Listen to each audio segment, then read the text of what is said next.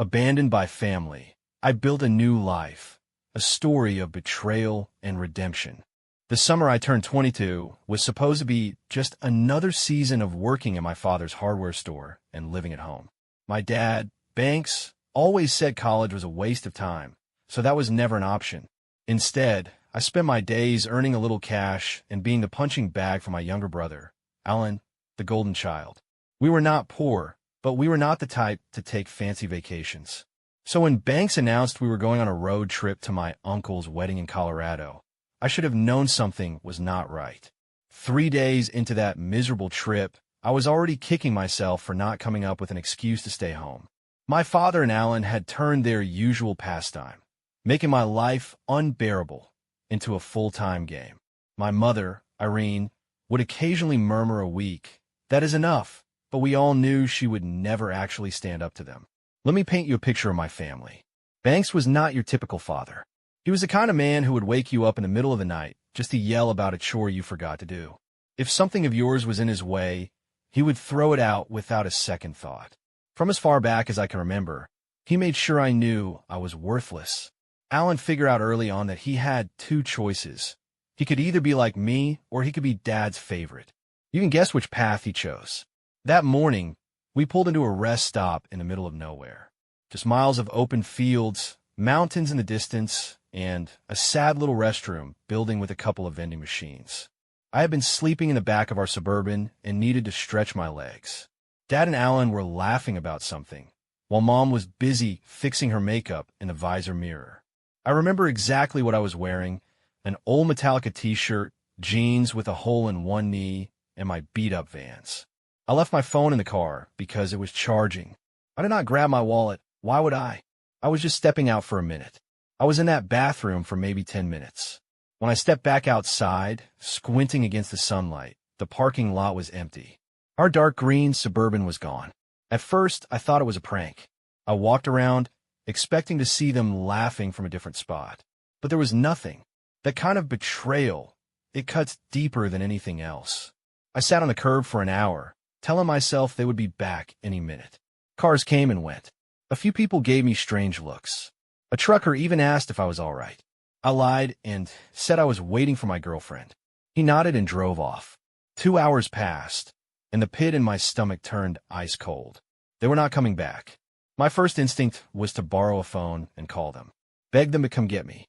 But then I thought about every cruel joke, every insult, every time they had made me feel like nothing. I could hear Alan laughing. Bet he's crying right now. My father's dismissive voice. If he is not as stupid as he looks, he will figure it out. And my mother's weak, meaningless protest. So I made a decision. I walked up to a woman with 2 kids and asked to use her phone. But I did not call my family. Instead, I called information and got the number for the nearest shelter in Grand Junction, about 40 miles away. Then I asked her for a ride into town, telling her my family had an emergency and would send someone for me later. She hesitated, but I must have looked harmless enough because she agreed.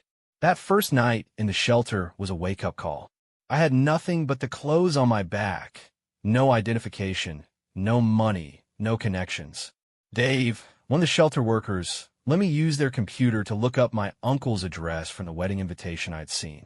I thought about trying to get to the wedding, about confronting my family. But then I sat there, staring at the screen, and asked myself, why? Why chase after people who had dumped me like trash?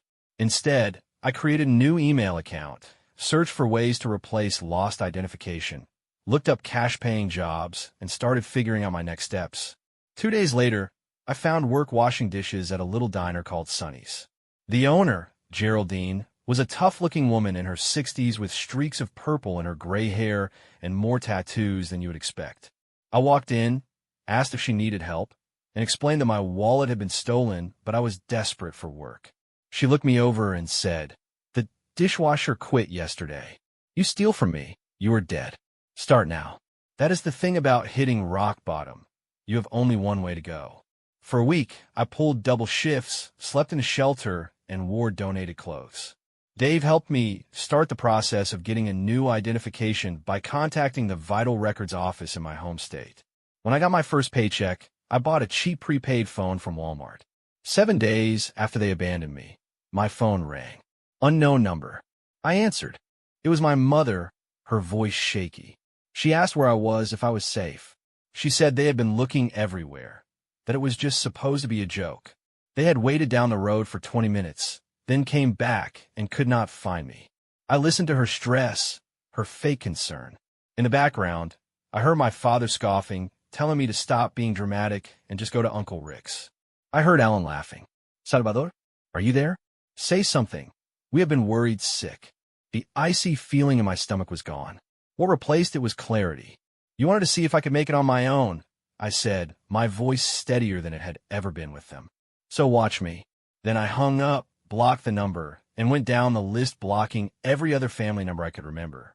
The next day, I walked into a Verizon store and changed my phone number completely. I imagined them growing more frustrated as they realized their favorite punching bag was not coming back. A month later, I had my own small studio apartment above a laundromat. It was not much, and the place always smelled like fabric softener, but it was mine. At Sonny's, I had worked my way up to prep cook, and Geraldine was teaching me how to properly chop vegetables without losing a finger. Every so often, I checked my old email, the one my family still had. The messages stacked up. From my mother, please come home. We are sorry. From my father, this childish act needs to end right now. From Alan, dude, it was just a joke. Stop being such a... I never replied. Not once. Because the thing about freedom is that once you have had a taste of it, you cannot go back to the cage.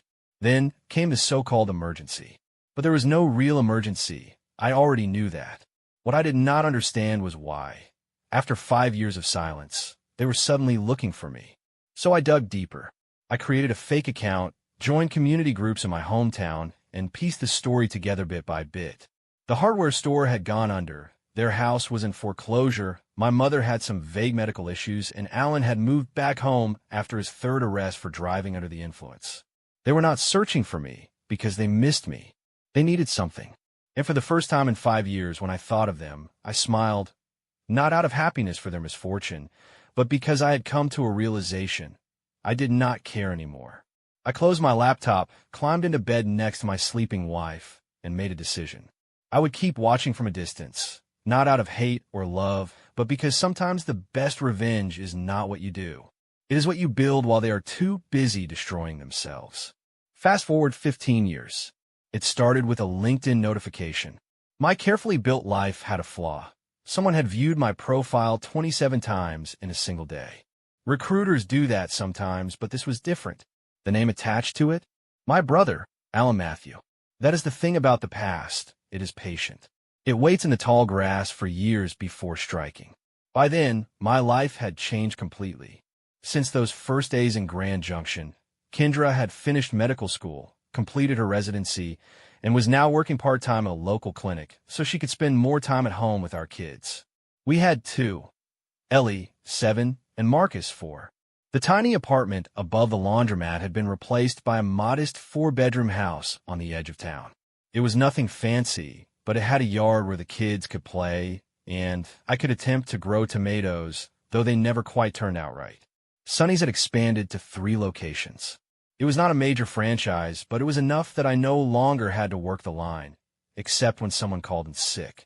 Geraldine had semi-retired 2 years earlier, but she still showed up unannounced to critique how we made her pie crust. I had made peace with my past, or so I thought. I still checked on my family from time to time, but what had once been a frequent habit had dwindled to maybe once every few months. Banks and Irene had lost their home and moved into something smaller. Alan had been married, divorced, and married again. They seemed to have moved on, just as I had. But the LinkedIn thing gnawed at me. 15 years of silence, and now this. I mentioned it to Kendra as we sat folding laundry, half watching whatever Netflix show we were behind on. She paused, holding 2 mismatched socks, and asked if I was okay. I nodded. What else was I supposed to say? That I suddenly felt like I was 22 again, standing at a rest stop, hearing Bank's voice in my head calling me useless? 3 days later, I was at Sonny's East, the 2nd location, helping with inventory because our supplier had messed up the coffee filter order again. Maya, up front, called back to say a family was looking for me. My first thought was Kendra's parents, who sometimes dropped by unannounced. I walked out, already planning how to convince them to stay for dinner. But it was not Kendra's parents. Banks looked smaller, older, his once imposing frame shrunken.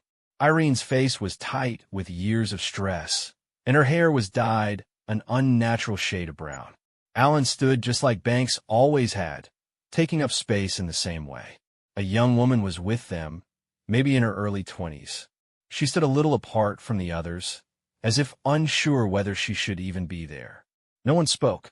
The lunchtime chatter of the cafe faded, leaving only the pounding of my own heartbeat in my ears. Banks spoke first, asking if it was really me. I nodded, my voice deciding to take a vacation at that moment. Look, I had played out this moment 1,000 different ways over the years. In some versions, I ripped into them with a perfect speech. In others, I was cool and indifferent, as if they no longer existed to me. In a few late-night scenarios, there was even a dramatic reconciliation. Reality is always messier than fantasy. I motioned to an empty table in the corner, asked Maya to bring water, and sat across from the people who had once been my family. And I waited. They had tracked me down through a magazine article titled Rocky Mountain Rising, 10 Local Success Stories. It was not even a major feature, just a small sidebar with a photo of me standing in front of the original Sonny's location. But apparently, one of Mom's high school friends had moved to Colorado, seen it, and sent it to her with the message, "Isn't this your son?" They'd called my old number 107 times before it was disconnected. Mom had counted. She mentioned this as if it held some kind of weight. They talked over each other. Mom about how worried they had been, Banks about how I had misunderstood what happened that day, and Alan uncomfortably trying to act like we were old friends catching up. The young woman, who I learned was Alan's second wife, Poppy, simply observed me with quiet curiosity. I let them talk. I watched as they spun their own version of events, one where they were not the villains. I noticed how Banks kept scanning the restaurant, mentally calculating its worth. I noticed how Mom's fingers trembled slightly as she reached for her water. I noticed how Alan's carefully practiced charm faded whenever he thought I was not looking directly at him. Finally, when they ran out of words, I asked the only question that mattered. Why now? That is when the Real story came out, in bits and pieces, through awkward silences. Banks had medical debt, heart issues, no insurance. Their second home was being foreclosed on. Alan's latest business venture, something vague about cryptocurrency, had collapsed spectacularly. Mom needed knee surgery that she could not afford. They were not there to reconnect. They were there for money. I should have been furious. Should have thrown them out. Instead, I felt something unexpected, pity. These towering figures who had once ruled my entire world were now just small, desperate people. I told them to come to dinner at my house that night. I needed time to think and to talk to Kendra. They agreed eagerly. Banks was already halfway to calling it a done deal. That evening, I made chicken enchiladas my specialty. Ellie set the table without being asked, carefully placing the forks on the wrong side, until Kendra gently corrected her. Marcus insisted on wearing his Spider-Man costume because, apparently, Tuesday was Spider-Man Day. When the doorbell rang, I almost dropped the dish I was carrying. The dinner was awkward. Afterward, when Kendra took the kids upstairs, Banks made his pitch. They only needed $220,000, a loan, of course. I let him finish. Then I asked if he remembered what he had told me on my 18th birthday. He stared blankly. I reminded him, "At least you cannot disappoint me anymore once you are not legally my problem." I went to my office, came back with an envelope, and handed it to Banks. Inside was a check for $73.50. The exact cost of a Greyhound ticket from Grand Junction back home, I said. The exact amount it would have taken for me to get back after you abandoned me. Silence. Then shouting. I did not yell back. I just stood and told them it was time to leave. That was the last time I saw them. And that is the thing about revenge. The best kind is not something you do. It is something you live. I never went back home. I built one.